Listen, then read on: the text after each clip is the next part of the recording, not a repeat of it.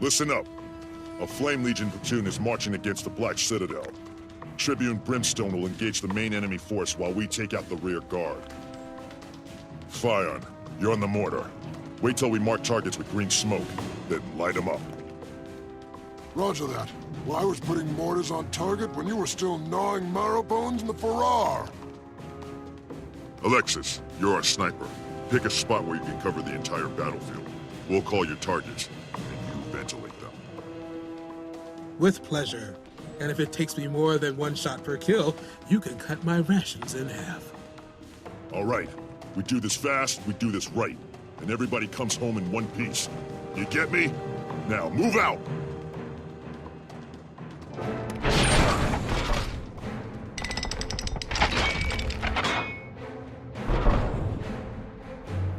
Position, standing by for your signal, boss. Hey, this is the Pizza here, and me and my warband are going on a raid. So the Flame Legion are getting a bit aggressive, and they're sending some siege equipment to try to take out our camp. And at the very beginning of this mission, I had no idea how to use the call-in artillery and sniper shot, which it's pretty interesting. For this mission, you have one person sniping and one person calling in mortar rounds. So I didn't realize this until a little bit into the mission, but you use the 7 skill to throw a smoke that will mark a target for a mortar shell. And it does have maybe a 3 or so second delay before the mortar shell actually hits, so you need to aim the smoke in front of where the target's going, if they are walking. And the sniper round is pretty much a, you want this target dead, target them, press 8 and they will die kind of deal. But it's got a much longer cooldown than the artillery shell, which, if I'd realized that earlier on, probably would have been helpful, because some of these groups of enemies are a little bit brutal. If anyone played the first Guild Wars, you know that for the most part you were fighting groups of enemies. If you pulled one, you pulled, you know, 5, 6, maybe 8 enemies. On this game, it's usually a one-on-one type deal, but in some of the missions here, like if I pull one enemy, I'll just pull 3 or 4 enemies. So they still have that sort of group mechanic, which makes some of the combat interesting, because you think you're gonna get one guy and you end up pulling 3 or 4, and then you got to adapt on the fly, you know, fight or flight, run away or not. And these guys caught me off guard. Now, I'm not really sure how this whole blinding mechanic works, because you see some enemies are like disappearing and reappearing. I think I was on the edge of the smoke, like the very edge of the smoke, and there I called in a mortar strike because I finally realized how to use it. I think I tried to use probably a bull's charge, but accidentally called in a mortar strike and was like, oh, that's how you do it. But yeah, I think I was on the edge of the smoke, and while you're standing in it, I don't think you can see enemies around you. I'm not 100% certain if that's how the mechanic works, but that's how it sort of appeared to work. If anyone's played League of Legends and ever been in Graves' smoke grenade ability, that's a pretty good comparison to what that's like. Only, you know, you don't have teammates to give you vision. You're stuck there and you gotta get out the smoke. So I went down there because I pulled like 3 groups of enemies, and that's just not gonna work. So I finally figured out, alright, let me just try to mortar strike them from a distance. So I try out this one. Boom! The mortar strikes will probably not kill them outright, but they do quite a bit of damage. See, taking out half their health, and marked one guy for execution by sniper. I think if the mortar shell hits them directly, they're gonna die, but that's a little bit difficult to land. Now I'm gonna get Dinky up, which if you didn't already know, anyone in this game can revive anyone else. All you have to do is stand next to them and press F. You can revive them when they're in their down state, throwing rocks at someone, or elementalists throwing out earthy hands or whatever. Or you can just revive them when they're dead. So no limits on that. And it's again calling it a sniper shot because I didn't feel like dealing with them. And it's telling me I have a trait point, but I couldn't actually put the trait point into a trait until I buy a trainer's book, which allows me to unlock apprentice level traits, which is anywhere from 1 to 10 trade points in any specific category. You'll see that right here.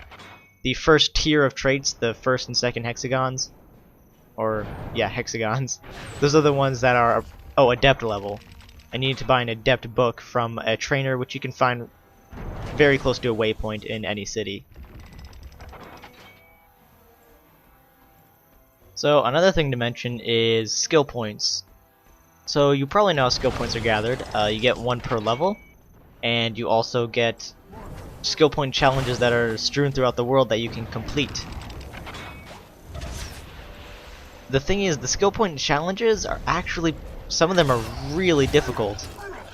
And one of them is a jumping puzzle, which I actually do have footage of. I don't know if it's the same jumping puzzle that's been posted before, because I actually didn't watch that because I didn't want the puzzle to be spoiled.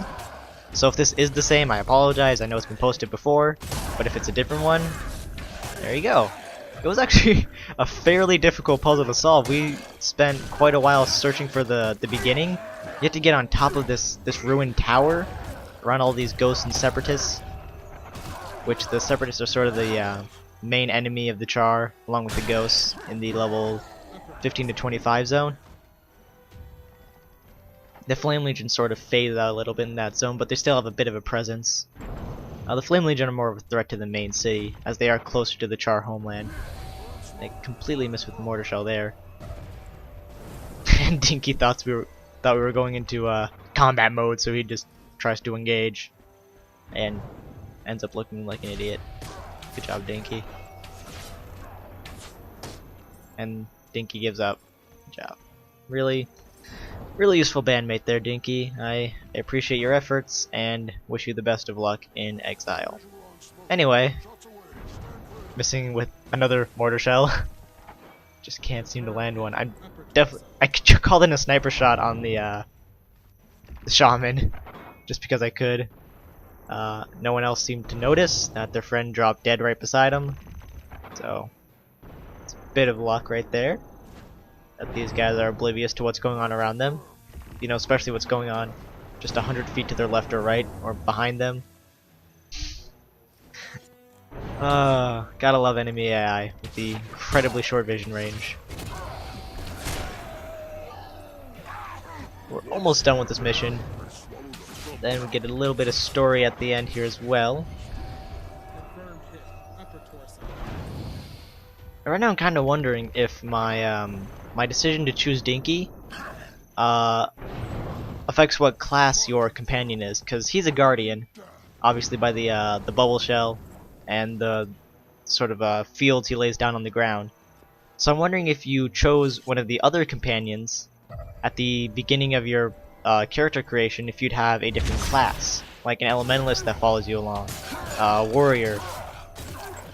So that's sort of interesting and could affect how you approach some of these missions, because your partner's fairly sturdy. I mean, he's considered a veteran, I think, so he's got a bit more HP than the regular guy you're going to be fighting, and is a bit more skilled.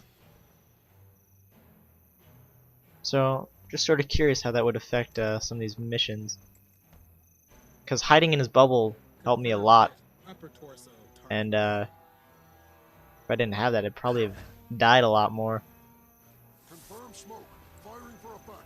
So not really too much else to say here, just, oh my god, I love that. Oh yeah, I'm using a greatsword right now, which is amazing because of that skill.